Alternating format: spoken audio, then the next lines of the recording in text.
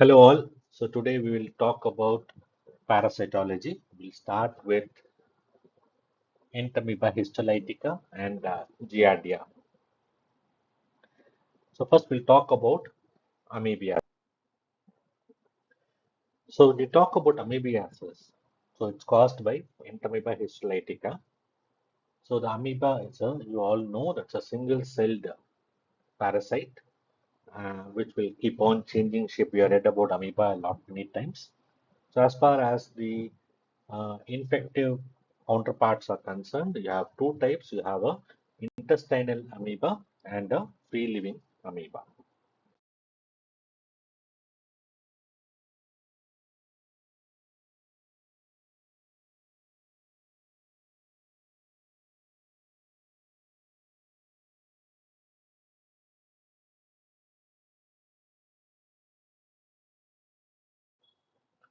So when you talk about Entamoeba histolytica, this is most commonly known to cause amoebic dysentery, and it can also affect other organs. It can go on to the nearby organs like liver, cross the diaphragm, go into lungs, okay, or via the blood it can go into brain also. And the most common among those is amoebic liver abscess. Okay, and is not something which is very rare. It is very common and it's seen worldwide and most commonly in tropical areas. Okay, and India is supposed to be uh, having a higher prevalence of Entamoeba histolytica. Okay. So when you look at the parasite, you have three main morphological types. You have a propozoite, which is the one which divides continuously. It is an infective form. It invades into the different organs. Okay, and this same amoeba can be found in the feces of the patient also. Second thing, between the propozoite and the cyst stage, you have what is called as a pre-cyst stage. And finally, we go into the cyst, which is a diagnostic form of the parasite. Okay, so initially the cyst will start as a uninucleate, then the nucleus will divide, so it becomes a binucleate. Then again it will divide, and then finally the cyst is mature, so it is called as a quadrinucleated cyst. So this is how the tropozoite and the cyst look like.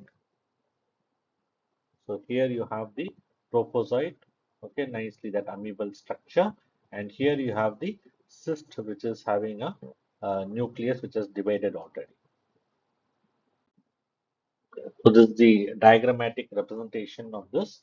So you have the propozoite with all the very clearly defined organelles, and you have a cyst on the right side, which is basically the form which you more commonly see in your patient samples.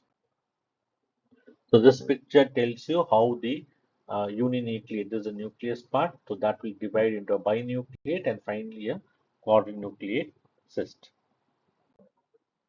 So when you look at the pathogenesis, what happens is this cyst can pass into the stomach, cross the uh, gastric juices and reach the small intestine, where the cyst will open up and it will release four small trophozoites. These trophozoites will slowly go towards the large intestine, where they will multiply and they will nicely colonize on the intestinal mucosa. Here is where they will try to uh, invade into the mucosal layers, and it can cause multiple complications. So if you look at this, you see that it is first of all the cyst is entering into the stomach via contaminated food and water. So what can happen?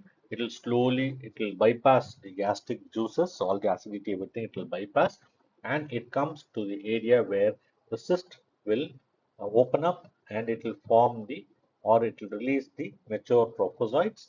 From there, it will go into the large intestine where we told that it will multiply and it will invade the mucosa, and after certain period of time it will slowly the trophozoites will again form this cyst, that is a pre-cyst, and the cyst, and it will be passed out in the feces.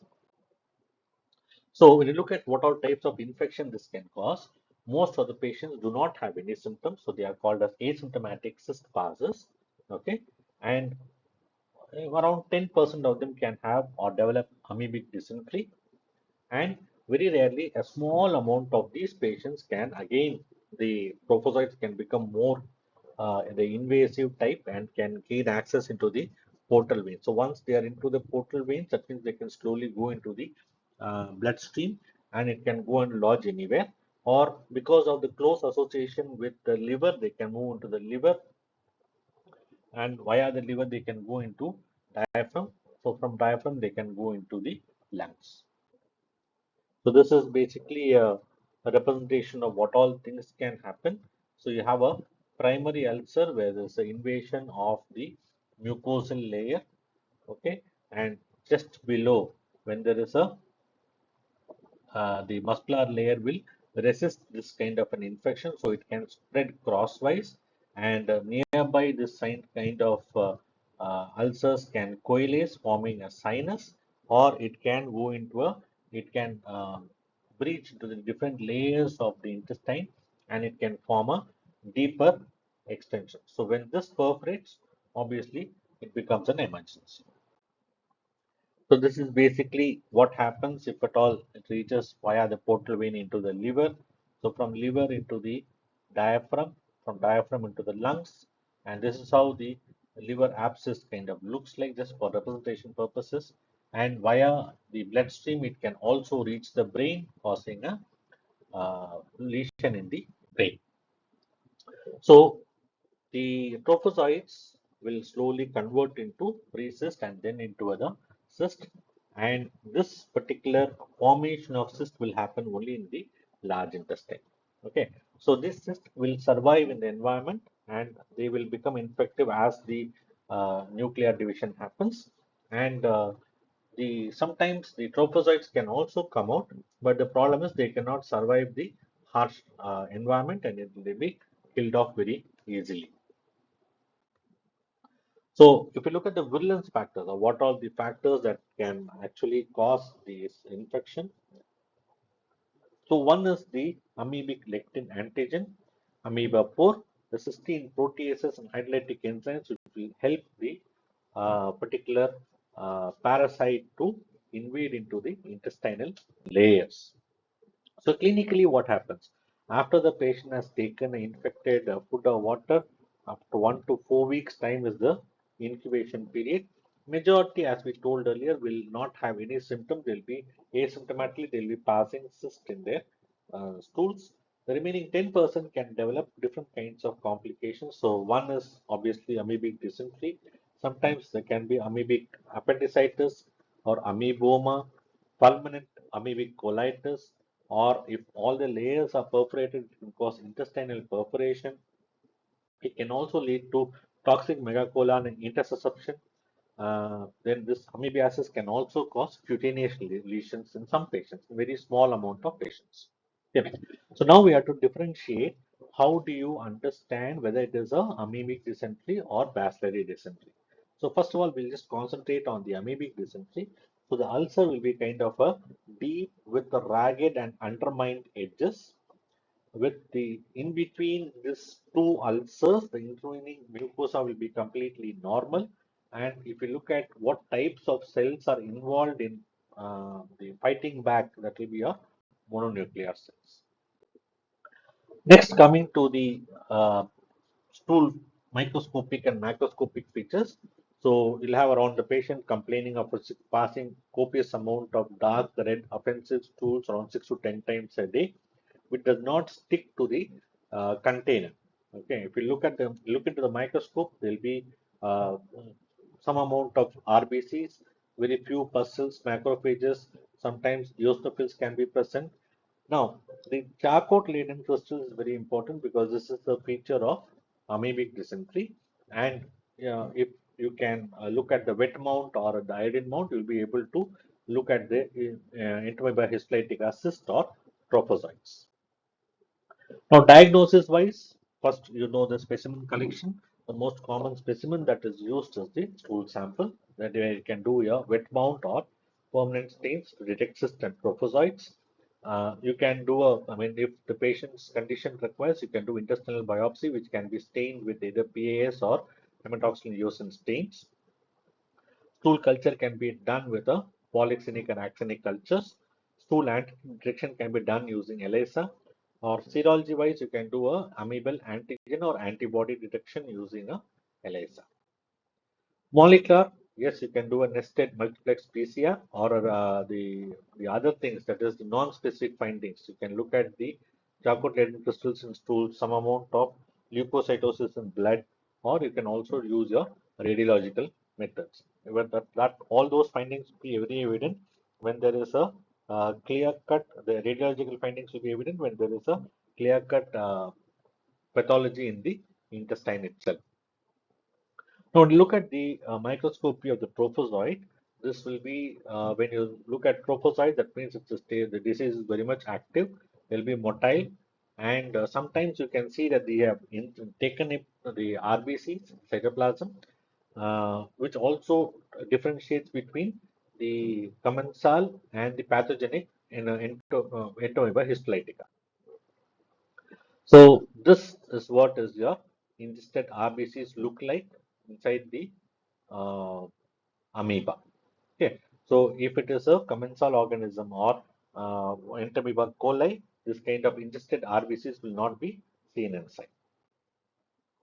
So next you have the nucleus, which has a central part, and there will be a fine, the thin string-like thing is going out into the nuclear membrane. So it looks like a cartwheel appearance. Okay, and this trophozoites, if you want to see, it's better to be seen in a saline mount, because when you add iodine, the trophozoites can be killed, or their motility will be greatly reduced, so you will not be able to identify the trophozoites very clearly. So ideally, it is better to use a wet mount to look at this trophozoites. So next we have the cysts, which are found in both the patients as well as carriers. Okay, so this cyst will be better seen in a iodine mount. So it will contain around 1 to 4 nuclei, and this depends on the stage of the cyst. The mature cyst will have 4 nuclei, and the cytoplasm will contain few chromatid bodies and glycogen mass for this particular energy purposes, and that can be stained brown using your iodine mount.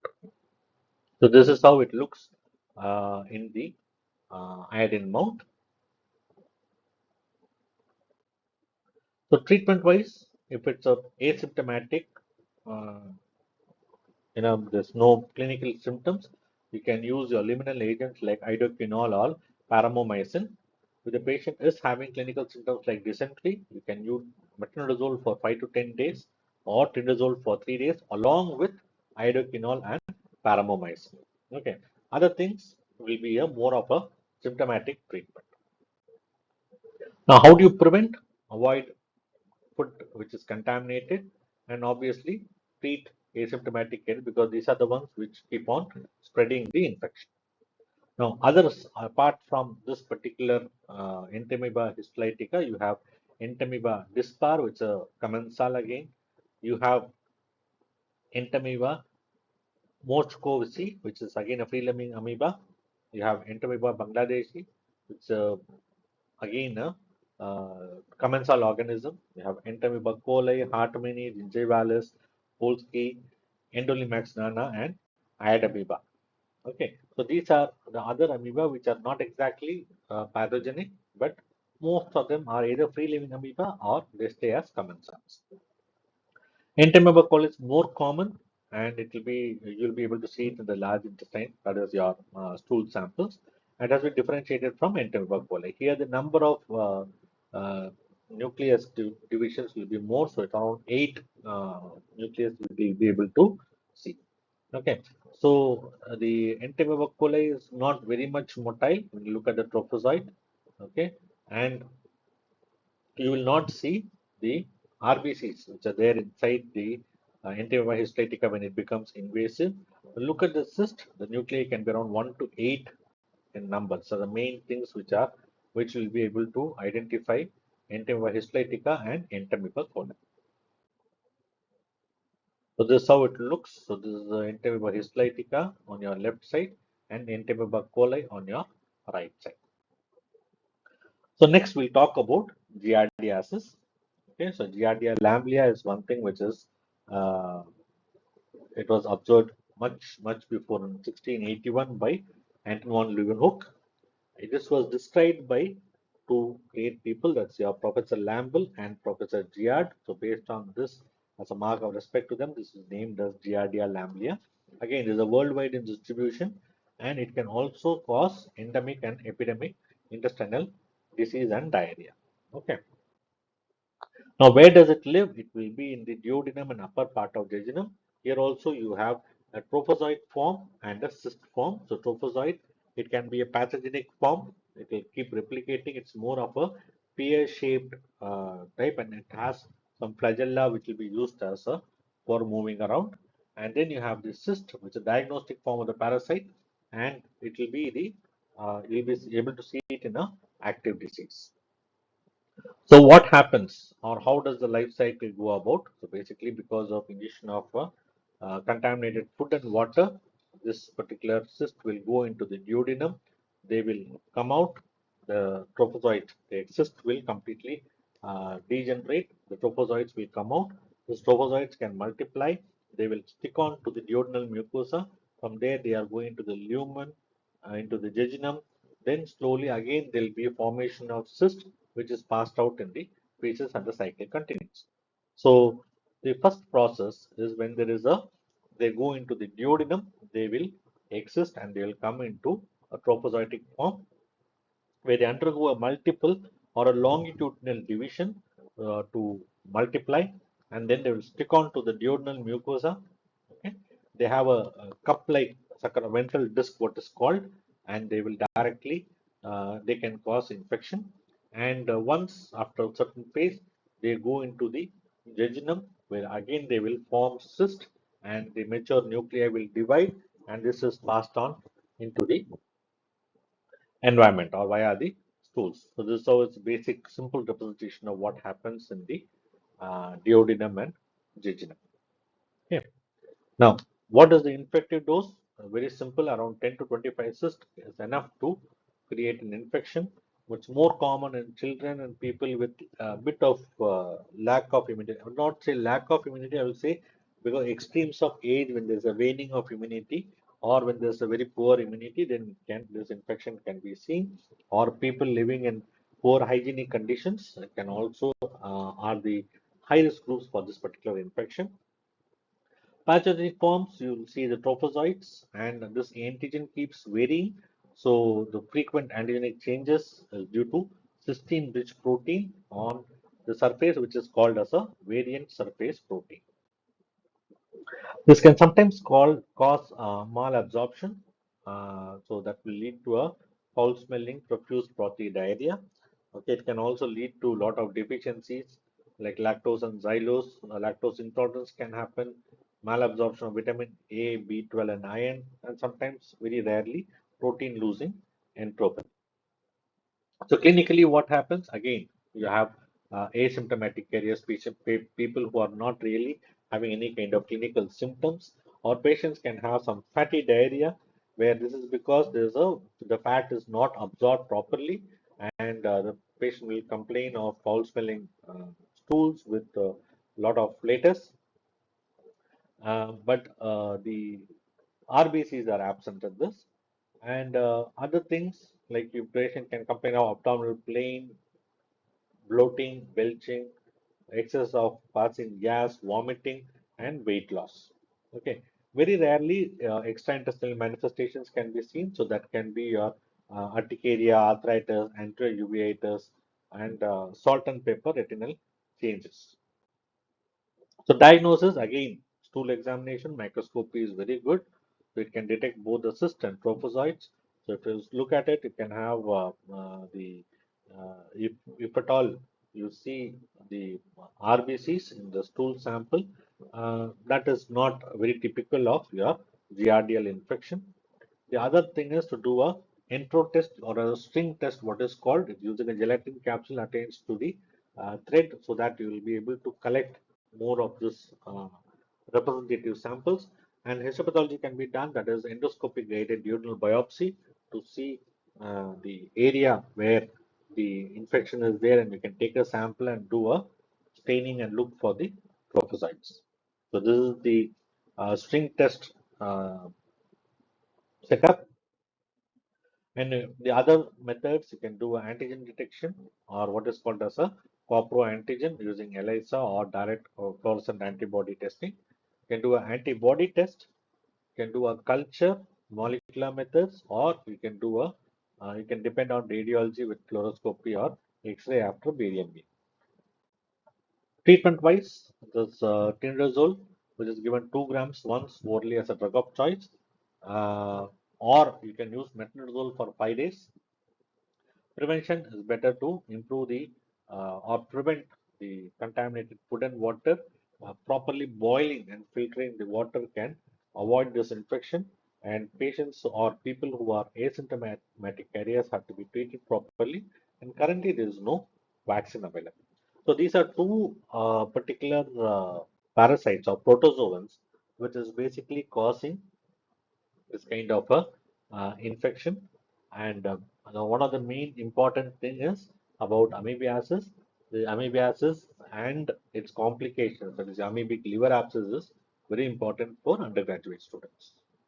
Right? Hope you like the video, and thank you for listening.